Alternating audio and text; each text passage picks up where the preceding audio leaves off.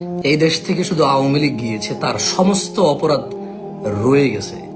কারণ অপরাধ আওয়ামী লীগ করেনি, অপরাধ করেছে বাংলাদেশি মানুষ। অপরাধ বিএনপি করছে না, অপরাধ করছে বাংলাদেশের মানুষ।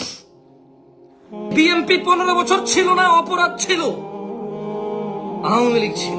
এই আওয়ামী লীগ চলে গিয়েছে, অপরাধ রয়ে গেছে। সবাই বলছে বিএনপি করতেছে, আমি বলছি বিএনপিও করে না, আওয়ামী লীগও করে না, বাংলাদেশের বাংলাদেশিরা করে অপরাধ।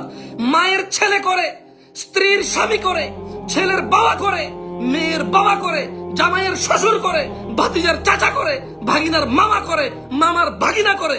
এই দেশে আমরা বাংলাদেশিরা অপরাধী, কোন দল অপরাধী এই দেশে।